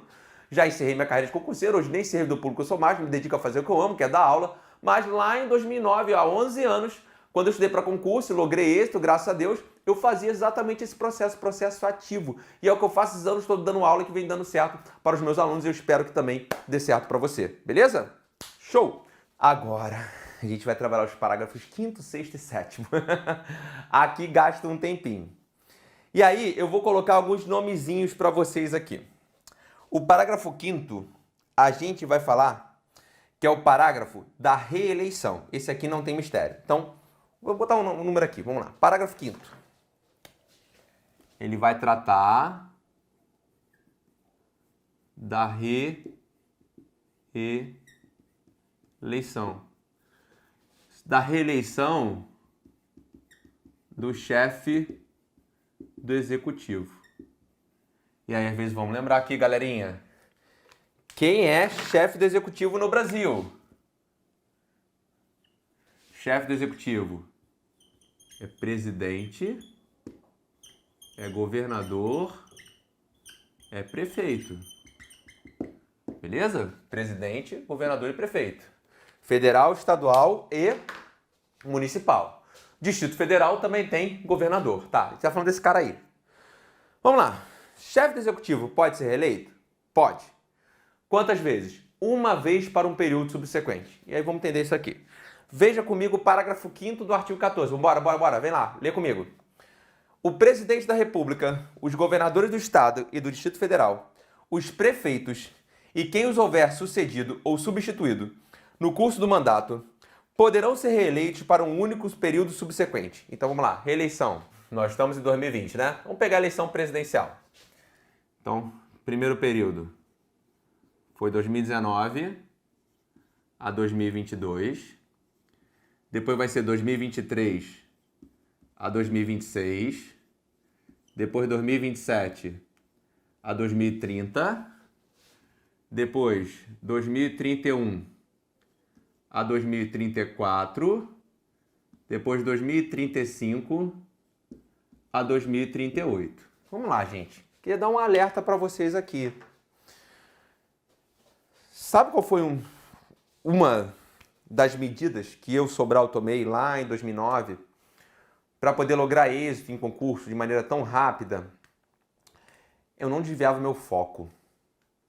Até porque na época, eu acho que já existia Orkut. Só que eu nunca tive perfil no Orkut. Eu nunca fui muito fã de rede social. Mas depois, como professor, enfim, acabou sendo inevitável, eu já até me acostumei. Mas criaram para mim, na época até, uma menina que trabalhava comigo, falou assim, Sobral, você tem que ter um perfil no Facebook. Eu lembro que eu entrei pro Facebook em 2014, já meio atrasado, já estava dando aula desde 2010, entrei no Facebook em 2014, enfim, ossos do ofício, né? Mas eu, quando estudei para concurso, eu estudei para concurso ponto final. Então, por exemplo, quando eu vejo hoje em dia as pessoas se xingando por política, isso me chama muito a atenção, cara. Porque é uma baita de uma perda de energia. Isso é até uma coisa que o concurseiro não pode fazer, é perder energia. Porque o cara já tem que dedicar muita energia àquilo que ele tem que fazer, que é estudar. Então, gente, agora eu estou falando de reeleição do chefe do Poder Executivo. Vamos pular o mimimi da política? Pode ser? Beleza? Ai, o presidente e tal, não quero que ele seja eleito. Cara, pula essa parte, né? Pula essa parte. Fica com a dica do cara aqui que já foi servidor público, já foi aprovado, já ajudou milhares de alunos a serem aprovados ao longo desses anos. Esquece a sua ideologia política agora e vamos focar no conteúdo da aula que você precisa aprender e ponto final. Beleza? Combinado? Então vamos lá. Aqui, ó. Eu tenho, nesse primeiro período, ó, vou botar de outra cor. Eu tenho nesse primeiro período aqui, ó, o João. João é presidente da República, beleza? Aí vamos lá. João pode ser presidente da República novamente aqui? Pode. Beleza. João pode ser novamente presidente da República aqui? João pode ser aqui? Não. Por quê? Ele pode ser reeleito para um único período subsequente. Então aqui, ó, eleito, reeleito. Concorda comigo? eleito, reeleito. E aqui ele fica fora. Beleza? Eleito, reeleito. E aqui ele fica fora. Aí vamos lá, deixa eu botar mais um período aqui. Tá bom, ele ficou fora. 35, 38, vou botar aqui, 2039, 2042. E aí, João ficou um período fora. Quando chegar aqui, nessas novas eleições, 2031, 2034, João pode se candidatar e ser eleito? Sim. Aí João ficou. João pode se eleger de novo? Pode. João ficou. E João pode se eleger de novo? Vamos lá. Aqui, ó. Eleito, reeleito, fora. Eleito, reeleito e agora fora. Ou seja, a nossa cláusula de eleição, de reeleição do chefe do Poder Executivo, gente, ela é diferente da cláusula da Constituição norte-americana. Por exemplo, Barack Obama, todo mundo conhece. Barack Obama foi presidente dos Estados Unidos por 2 vezes. E quando o Barack Obama vai ser presidente dos Estados Unidos novamente? Nunca mais. Porque lá se admite uma reeleição. O Trump está querendo ser candidato à reeleição. Se ele vier a ser reeleito, beleza, pode ser reeleito? Pode, porque ele está no primeiro mandato. E aí depois, pode ser reeleito de novo? Não, nunca mais. Nos Estados Unidos se admite uma reeleição.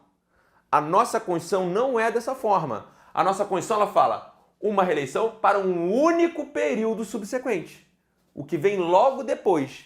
Então é eleito, reeleito, fora. Eleito, reeleito, fora. Eleito, reeleito, fora. Eleito, reeleito, fora. Beleza?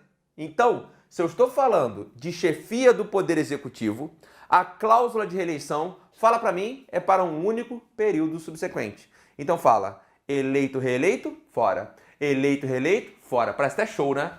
O cantor tá aqui. Bora, galera! Fala aí! Eleito, reeleito, fora. Eleito, reeleito, fora. Eleito, reeleito, fora. Mais uma vez, fora. Eleito, reeleito, fora. Yo! Beleza? Eleito, reeleito, fora. Eleito, reeleito, fora e assim por diante. Um único período subsequente. Beleza? Tá bom. Aí, olha a pergunta do mal que eu vou fazer pra você agora. Beleza. Aí aqui, ó. E se eu agora pegar um outro candidato? Ó, o João, ele tá... Vou botar aqui. Presidente da República. Né? E se eu pegar agora aqui um outro candidato, ó. Vou botar outra aqui. Agora vai ser a candidata Renata. Renata. Renata. Renata. Renata. O pessoal gosta da Renata, né? Renata. E Renata. Tome-lhe Renata. E sabe o que a Renata quer ficar se reelegendo o tempo inteiro? Para o cargo de deputado federal. E aí, gente? Fala pra mim. Renata, Renata, Renata, Renata, Renata, Renata. Pode ser deputada federal por 6 mandatos consecutivos? Vou repetir. Renata, Renata, Renata, Renata, Renata, Renata. Pode ser deputado federal por 6 mandatos consecutivos? Pode! Pode, querido. Pode. Ok, ok, ok, ok, ok, ok, ok. Ok, ok, ok, ok. Pode. Por quê, querido? A cláusula de reeleição para um único período subsequente é para o chefe do Poder Executivo. Quem é? Presidente, governador e prefeito. Para os membros do Legislativo, cabe reeleição indefinida. Aí é um pouco de conhecimento de história do Brasil e história recente. Nosso atual presidente da República, Jair Messias Bolsonaro, foi deputado federal por 7 mandatos consecutivos. Então, se você souber história da atualidade, história contemporânea, atualidade, você vai matar isso aqui, não vai errar nunca isso na prova. E volta e meia na turma presencial, eu pergunto isso, e a galera, sobrou eleito, reeleito, fora. O cara decora, eleito, reeleito, fora. Eu falei, querido, a musiquinha do eleito, reeleito, fora, você canta para o chefe do Poder Executivo. Para membros do Legislativo, o cara pode ser reeleito quantas vezes ele conseguir ser reeleito. Tá entendido aqui? Show de bola? Beleza? Ok. Vamos lá. Aí eu vou botar aqui. Eu tenho o José, ó, presidente da República, tá? Aí o José foi reeleito. Beleza? Aí o que aconteceu? O José, aqui, ó, renunciou 6 meses antes das eleições. E você já vai entender por que ele renunciou 6 meses antes das eleições, por causa desse parágrafo aqui, tá? Como o José renunciou 6 meses antes das eleições, quem foi que assumiu aqui, ó? Assumiu aqui Mário, que era o vice-presidente da República, beleza? Então, ó, José, primeiro mandato, José, segundo mandato. José vai poder vir no terceiro mandato? Não. E aí, 6 meses antes das eleições, fala pra mim, eleição em que mês? Outubro. 6 meses antes, abril. José renunciou. E aí, assumiu o vice, Mário, 6 meses antes. A pergunta é, Mário pode se candidatar para o período subsequente? Pode. Então, Mário tá aqui.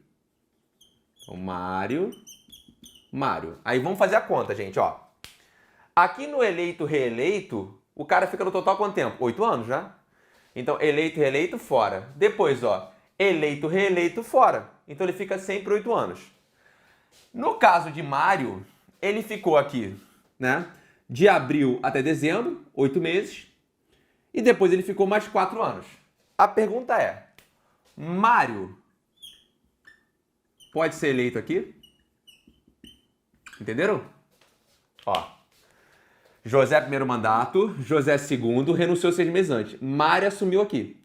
Pegou só esse finzinho de mandato aqui, 8 meses. Então, ó, Mário ficou aqui, vou botar aqui pra vocês, ó, 8 meses. E Mário aqui, ó, 4 anos. Mário pode vir aqui? E aí, gente, sim ou não? Vou botar bem grande pra você, ó. Não! Por quê? Esses 8 meses aqui já contaram como primeiro mandato. Pô, jura, Sobral? É verdade? É verdade. Isso tá na Constituição? Tá. Volta comigo lá e lê o parágrafo 5º, que você vai entender. Mais uma vez. Parágrafo 5º. O presidente da República, os governadores de estado do Distrito Federal, os prefeitos, e agora, ó. E quem os houver sucedido ou substituído no curso do mandato. E quem os houver sucedido ou substituído no curso do mandato. Anota no caderninho, vai. Mário sucedeu José no curso do mandato. Mário sucedeu José. Se sucedeu José, contou como primeiro mandato. Anota. Mário sucedeu José no curso do mandato. Mário sucedeu José no curso do mandato. Se sucedeu José, logo contou como primeiro mandato. Beleza? Então, se contou como primeiro, é que ele já foi reeleito. E vai poder vir no terceiro? Não pode. Entendido? Show? Beleza. Então, agora matei reeleição. Agora eu vou para o parágrafo 6, vou falar um nome bonito, ó. Que dá para você brincar de forca com ele. Que se chama desincompatibilização. Desincompatibilização. Anota esse nome esquisito aí no caderno, vai. Desincompatibilização. Leia comigo o parágrafo 6º. Vamos lá? Para concorrerem a, essa é a palavra mágica, outros cargos, para concorrerem a outros cargos, o presidente da República, o governador de estado e do Distrito Federal e os prefeitos devem renunciar ao respectivo mandato até 6 meses antes do pleito. Vamos lá, querido, vem contigo aqui. Vamos lá, aqui, ó. Aqui, primeiro mandato, aqui, segundo mandato, aqui, terceiro mandato. Beleza? Vamos botar mais uma vez eleição para presidente da República. Então,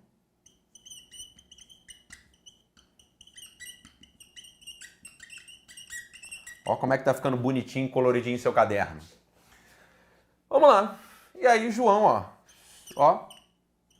João primeiro mandato, nosso presidentão da República, beleza? Tá. O que aconteceu quando chegou aqui, ó, 6 meses antes do pleito. Vamos lá. Nesse momento aqui, João quer se candidatar. Aí vamos lá. João quer se candidatar. Aí eu vou te dar duas hipóteses aqui, tá? A. Presidente da República. E A. Deputado federal. Qual é a pergunta que eu quero te fazer? 6 meses antes do pleito. Se João, presidente da República, 6 meses antes do pleito, se João, presidente da República, quer se candidatar a presidente de novo, ele precisa renunciar. E embaixo aqui para deputado federal, ele precisa renunciar. Aqui, galera. Se ele quer se candidatar a presidente da República, ele precisa renunciar 6 meses antes? Se ele quer se candidatar a deputado federal, precisa renunciar 6 meses antes? Bom, precisa renunciar para presidente? Não. Precisa renunciar para deputado federal? Sim. Por quê, gente? O que é a tal da desincompatibilização? É quando o chefe do executivo quer concorrer, quando o chefe do executivo quer concorrer a... Filho, vou botar de um jeito que eu prometo que você nunca mais vai esquecer. O que é a tal da desincompatibilização? É quando o chefe do executivo quer concorrer a... Olha aqui, meu amigo. Outro cargo. Cara, quando cair na prova, tu vai lembrar desse outro gigante do quadro Sobral, meu amigo. Outro cargo. E se ele quer concorrer a outro cargo, o que ele precisa fazer? Desincompatibilizar. Ele precisa renunciar 6 meses antes do pleito. Entendeu ou não entendeu? O que é a tal da desincompatibilização? É a necessidade do chefe do Poder Executivo, quando ele quer concorrer a, fala alto, a outro cargo, ele precisa fazer o quê? Renunciar 6 meses antes do pleito. Agora, se ele quiser ser reeleito, ele precisa renunciar 6 meses antes? Não. Ele pode se candidatar no cargo. Exemplo foi assim com o Fernando Henrique Cardoso. 95, 98, 99, 2002. Exemplo assim com Luiz Inácio Lula da Silva. 2013, 2006, 2009, 2010. Exemplo foi assim com Dilma Rousseff. 2011 a 2014 e 2015, 2016, quando ela sofreu impeachment. Beleza? Nós tivemos 3 presidentes reeleitos. Os 3 reeleitos no exercício do cargo. Se Jair Messias Bolsonaro quiser se recandidatar, ser reeleito, ele vai precisar se afastar? Não, mas presta atenção em mim, filho. Vamos lá. Bolsonaro é presidente da República. Qual é o mandato dele? 19 e 22, beleza? Então, se Bolsonaro quiser ser reeleito, ele precisa desincompatibilizar, sem ideologia agora, para não atrapalhar o conhecimento. Se Bolsonaro quiser ser reeleito, ele precisa desincompatibilizar? Não, porque é reeleição. Agora, se Bolsonaro ficar com saudade da Câmara e quiser voltar a ser deputado federal, Bolsonaro precisa desincompatibilizar? Sim, porque vai concorrer a, fala, outro cargo. Aprendeu o que é desincompatibilização? Então nós temos no quadro aqui, esse quadro bonitão, vou sair para você pegar o quadro todo, tá? Dá um print aí, tela full. Eu tenho a cláusula de reeleição do chefe do Poder Executivo e a desincompatibilização do chefe executivo. A Renata, que quer ser reeleita deputado federal, pode? Pode. E a Renata, quando estiver chegando as eleições, ela precisa se afastar do cargo para se candidatar? Não, não, filho. seja a cláusula de reeleição para um único período subsequente, seja a desincompatibilização, são institutos que só se aplicam ao chefe do Poder Executivo. De novo.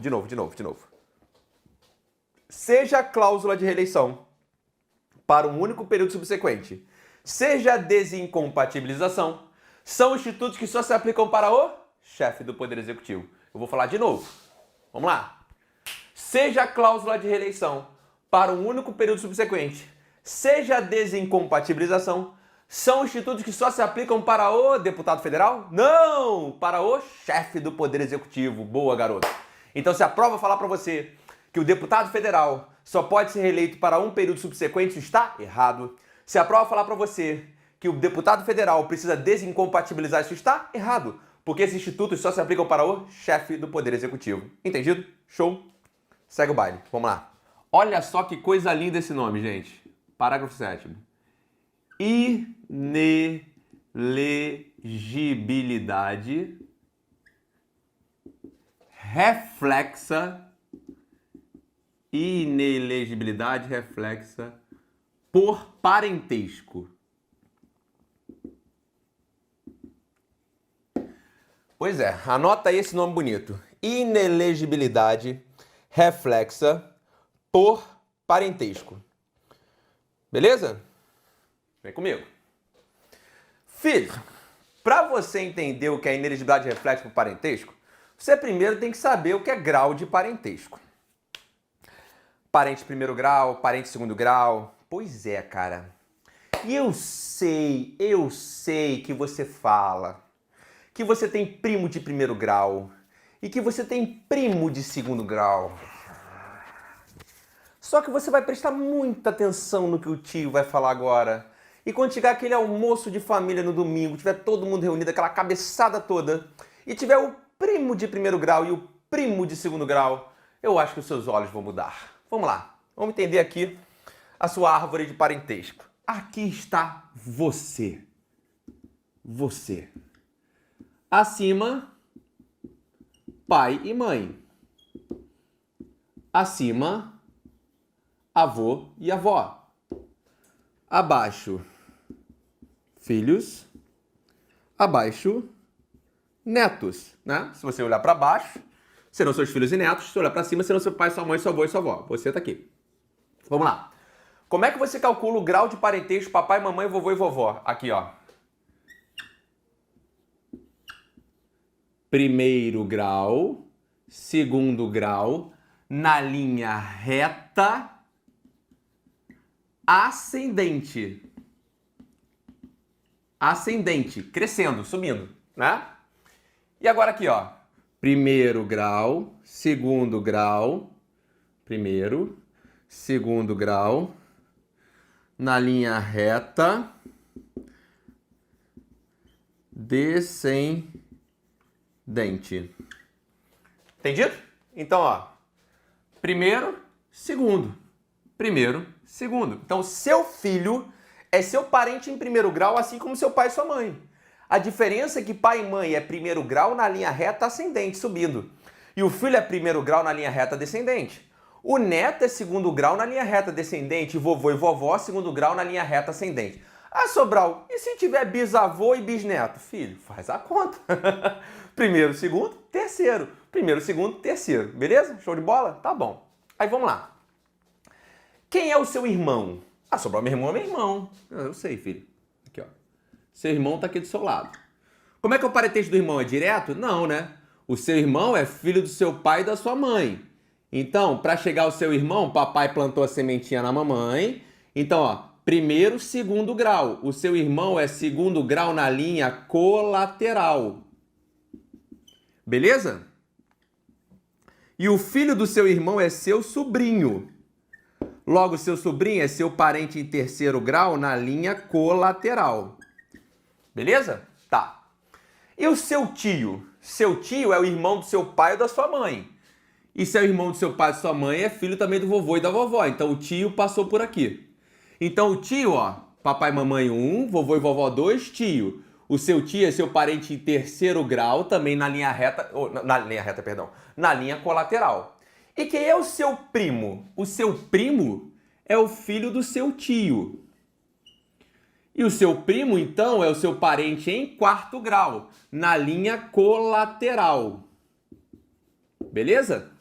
Aí você fala assim, cara, que legal, Sobral, então meu primo de primeiro grau é o meu primo, na verdade, de quarto grau? É, meu filho. Mas, Sobral, eu sou padrinho do filho do meu primo. Então, Sobral, o filho do meu primo... Filho do primo? Vou botar aqui, filho do primo. O filho do primo. Sobral, o filho do primo é o que, meu? Cara, eu vou pegar de vermelho.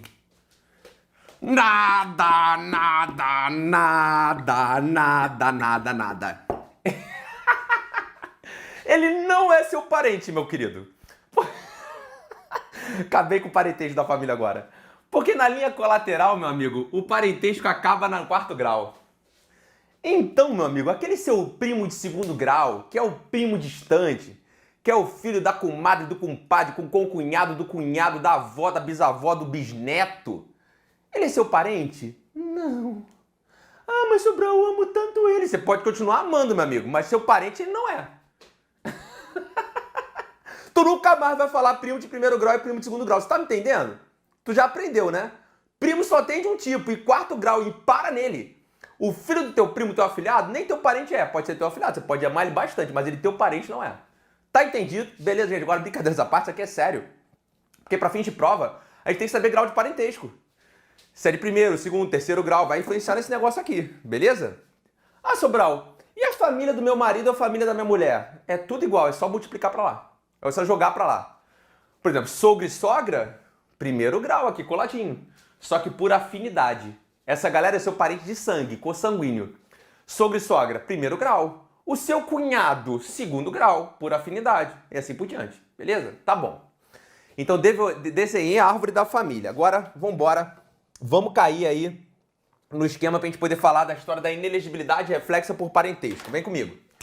Leia lá o parágrafo 7º, ó. São inelegíveis no território da jurisdição do titular, cônjuge, parentes, consanguíneos ou afins, até o segundo grau ou por adoção, do presidente da República, governador de estado e território, do DF, prefeito ou de quem os haja substituído dentro de 6 meses anteriores ao pleito. Para aqui, para aqui, para aqui, para aqui, para aqui, vamos lá. Vamos lá. Então, vamos lá. Essa inelegibilidade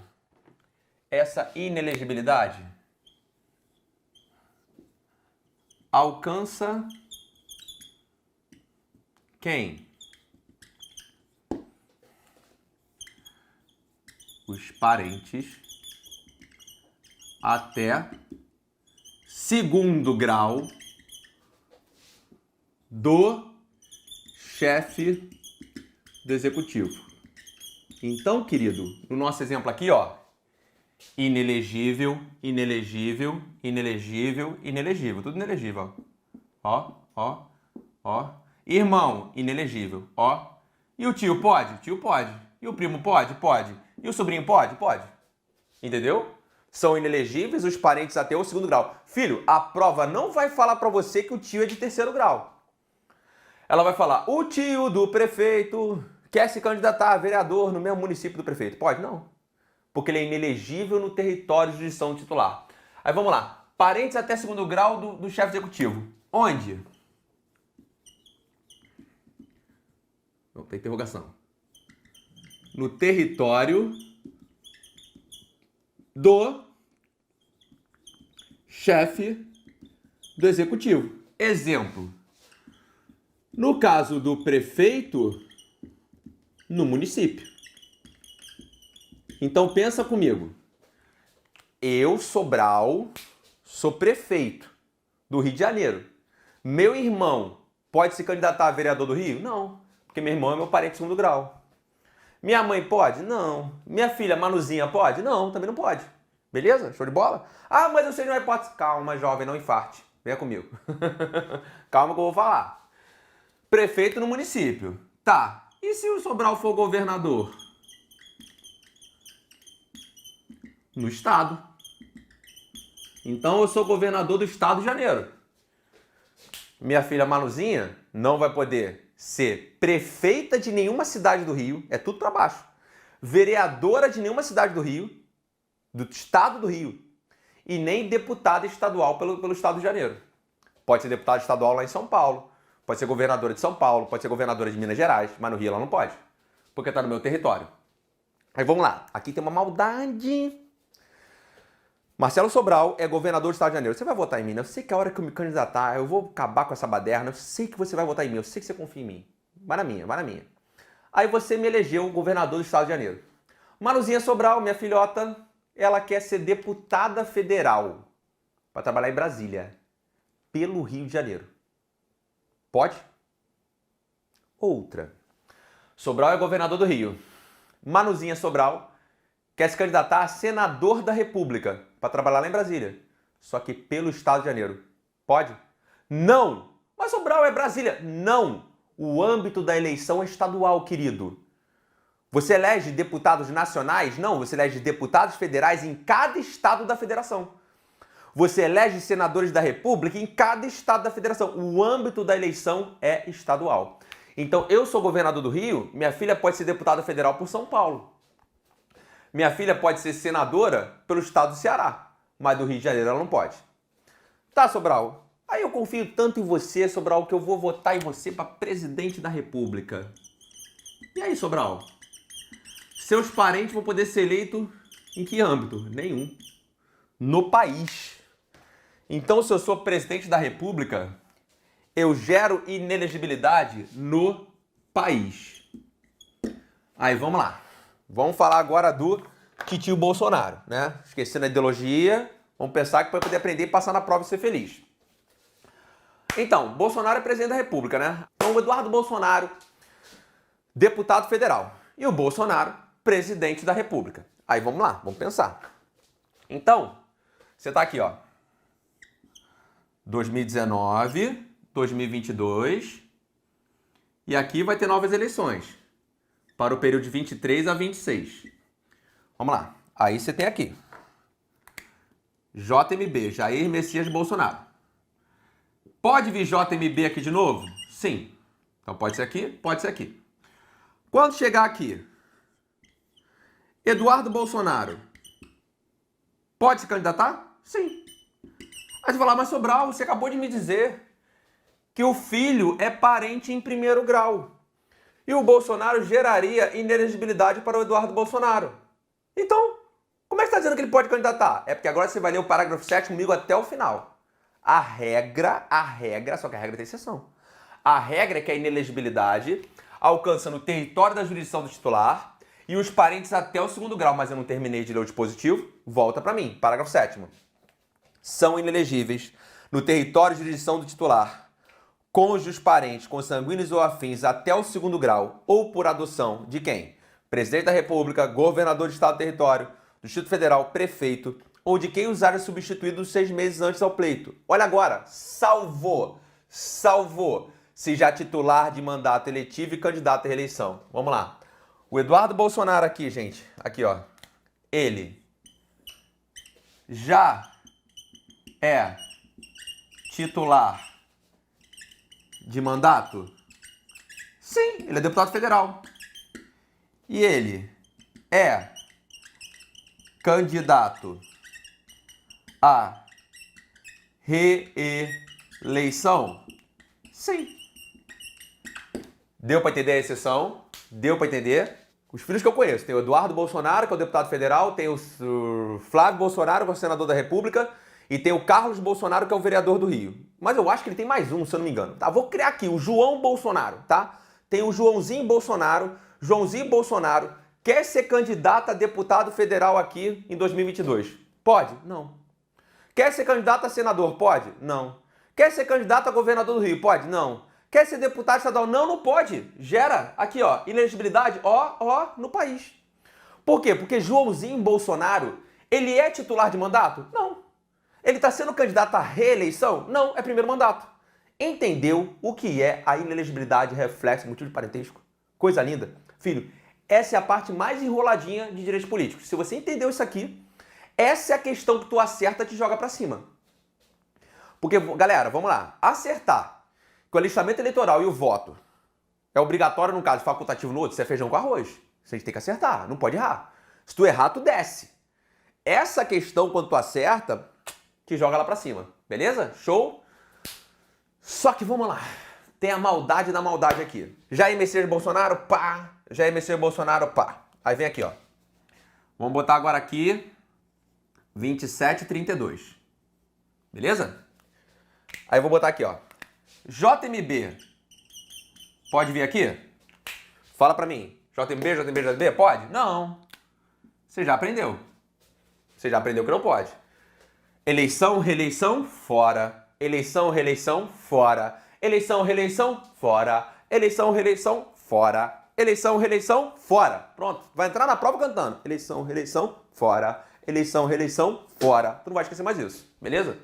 Então, eleição, reeleição, fora. Aí tu vai falar assim, bom, então, como é que é o nome dela? Michele com um L ou dois L? Michele, com dois L's.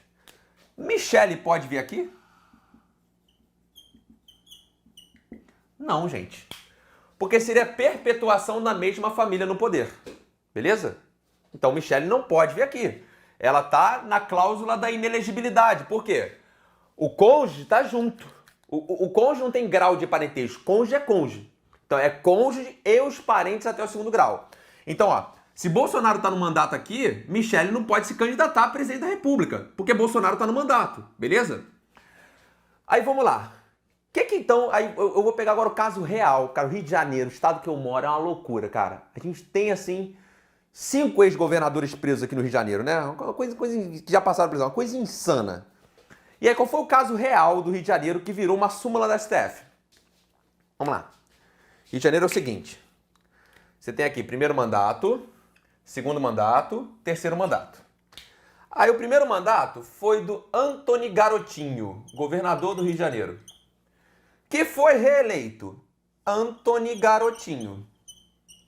Beleza? E a esposa do Antony Garotinho era, a Rosinha Garotinho, né? Aí você vai falar assim, pô, Sobral, não pode. Não pode porque ser garotinho, aqui ó, governador, vou botar aqui. Não pode porque ser garotinho, quando chegar aqui, ela nem pode se candidatar. Porque ela é cônjuge do chefe do Poder Executivo, beleza? Tá, olha só o que eles fizeram. Aqui, eles arrumaram um divórcio. Nossa, Sobral, que triste.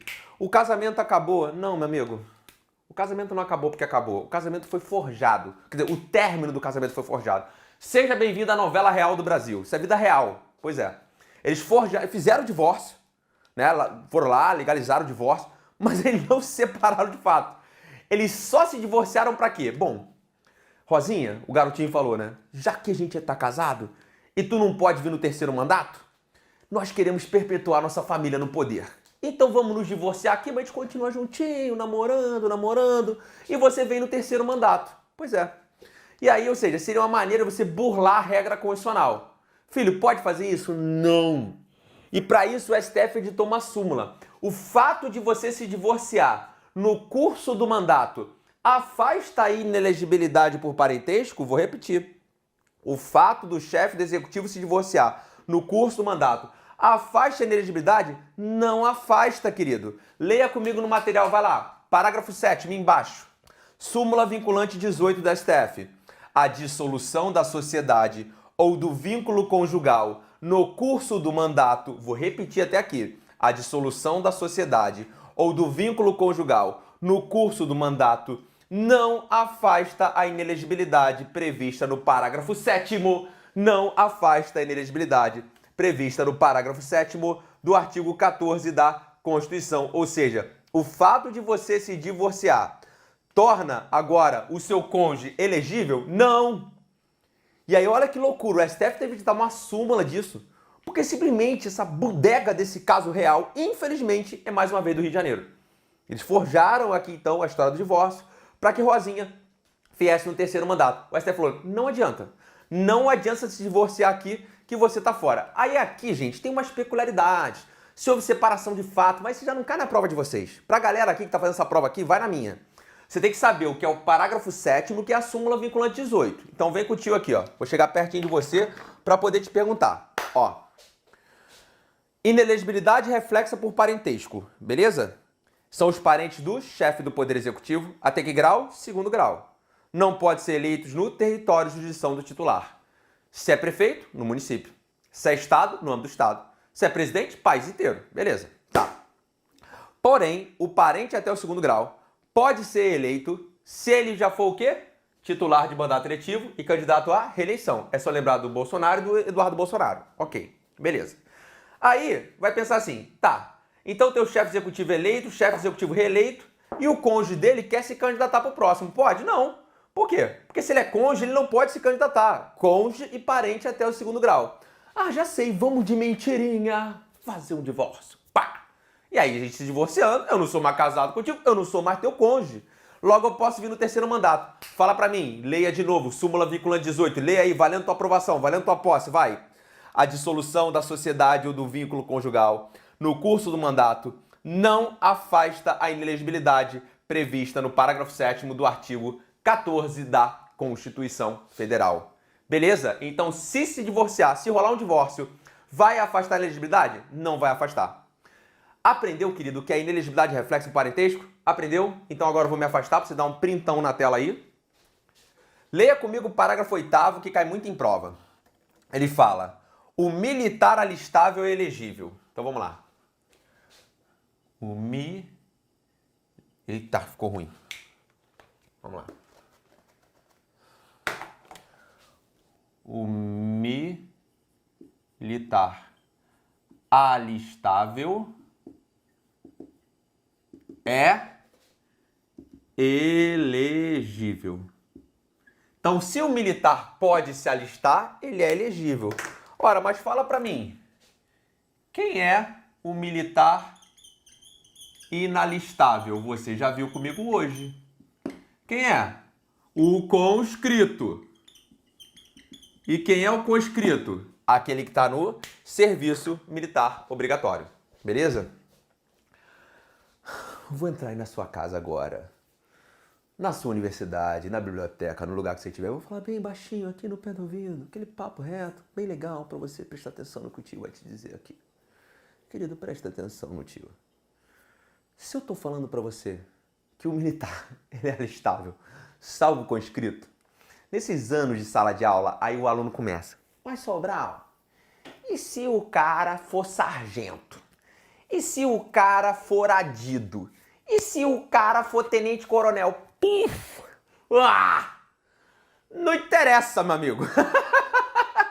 Para de criar hipótese. Cara, o concurseiro tem tanta coisa para estudar. E ele fica criando hipótese. Não, porque eu sou militar do exército. Meu amigo, presta atenção em mim. O único inalistável previsto na Constituição é o conscrito. E quem é o conscrito? É o do serviço militar obrigatório. Agora, como as Forças Armadas enxergam esse cara, isso não cai na prova de direito constitucional. Para de ficar criando hipótese. É igual quando eu dou aula de penal. Tô lá explicando o crime, mas se acontecer mesmo, e se? E se já mudou o exemplo? Ah, mas e se já mudou o exemplo? O que eu venho passar para vocês aqui, gente, é estudo de concurso. Eu venho te ensinar a marcar a resposta correta. Ou você marcar certo ou errado no Sebrasp, ou você marcar a opção correta no enunciado com 5 opções. É isso, passa na prova e seja feliz, cara. Para de ficar criando hipótese na tua cabeça. E se? Anota o que eu tô te falando aqui, eu te garanto, tu vai acertar todas as questões de prova. Pode confiar em mim. Coraçãozinho, beleza? Show. Vamos lá. Então, o militar alistável é elegível. E quem é o militar inalistável? É o conscrito. E quem é o conscrito? É aquele que está no serviço militar obrigatório. Beleza? Ok, vamos lá. Bom, aí o militar alistável elegível vai depender se ele tem menos de 10 anos de serviço ou mais de 10 anos de serviço. Então vamos lá. Primeiro, se ele tem menos de 10 anos de serviço. Aí olha só, olha o texto na Constituição. Se contar com menos de 10 anos de serviço, será afastado. Com menos de 10 anos, será afastado. Menos de 10 anos, será afastado. Beleza? Tá. E aí depois vamos entender o que é esse afastamento. Se ele contar com mais de 10 anos de serviço, ele fica agregado pela autoridade superior. Tá, o que é essa tal de agregação? A agregação é um afastamento específico lá do direito militar. Não precisa também entrar nesse detalhe. Fica agregado ao quadro. Pensa assim, afastado ao quadro. Só que essa agregação é para a galera que já tem mais de 10 anos de serviço, que só alcança lá a estabilidade do militar, tá?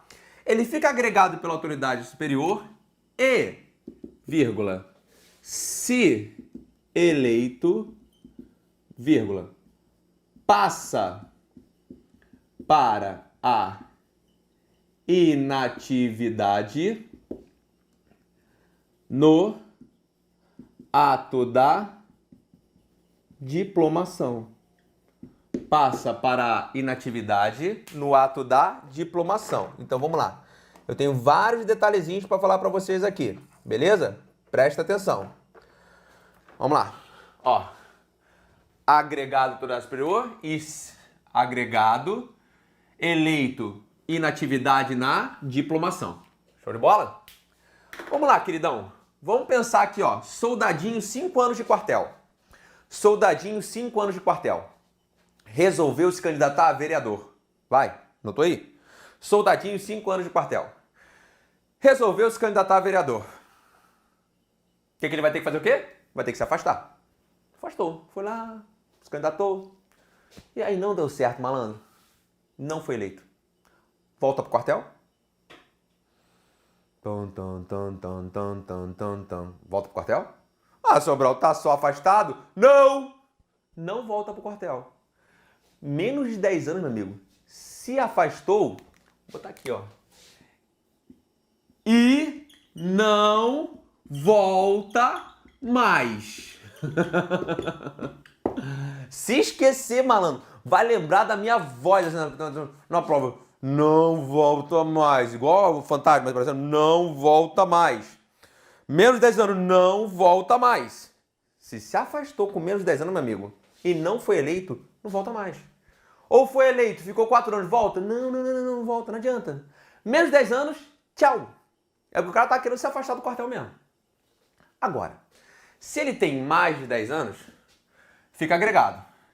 E aí, se eleito, passa para inatividade no ato da diplomação. Então, eleito, uma vez diplomado, vamos lá, filho, o que é a diplomação? É o ato da justiça eleitoral que certifica que um candidato foi eleito. Rola logo depois das eleições ali, depois de outubro, sei lá, pouco depois, início de novembro, dá um diploma. Igual quando você conclui o ensino médio, o ensino superior, tu recebeu um diploma? Então é igual. Diplomação é o ato da justiça eleitoral que certifica que você foi eleito. Diplomou, pum, ele cai para a atividade. Aí fica inativo, um abraço. Mas como inativo. Agora, se ele não for eleito, ele só estava o quê? Agregado. Se ele estava agregado ao quadro, então ele volta? Volta. Filho, entendeu? Promete pro tio e nunca mais vai errar isso na tua vida. Beleza? Então vamos de novo. Se o milico lá foi menos de 10 anos de serviço, ele quis se candidatar. O que ele faz? Se afasta e ponto final. E se ele foi eleito, volta? Não. E se não foi eleito, volta? Não. E quando ele volta? Não volta. Não volta mais. Agora, se ele tem mais de 10 anos de serviço, ele fica agregado pela autoridade superior. E se ele foi eleito, passa para inatividade na posse? A prova vai falar para você posse. Passa na posse? Não, passa na diplomação. Tá, Sobral, e se ele não foi eleito? Eu estou complementando a Constituição. Ele volta. Por que ele volta? Porque ele estava apenas agregado. Queridos, foi um prazer enorme estar com vocês aqui. Eu gosto muito de trabalhar esse assunto. Especialmente para poder mostrar para a galera, cara, que esse assunto não é esse bicho de 7 cabeças, né? Que a galera às vezes acha, puta, ai meu Deus, direito político. Se você estruturar isso bonitinho na tua cabeça, cara, você nunca mais esquece essa história. Então, ó, obrigado pela presença de todos. Eu acho que o caderninho ficou bem completão, bem bonitão. E, ó, qualquer dificuldade, Prof. Marcelo Sobral, Instagram, só me procurar nas redes sociais. Estou à disposição de vocês para ajudar a galera aqui no Alfacom. Gosto muito de vestir essa camisa, me sinto em casa.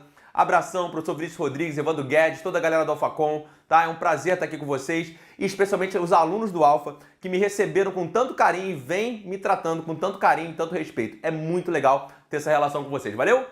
Beijo no coração, espero ter aproveitado a aula. Fiquem com Deus e tchau!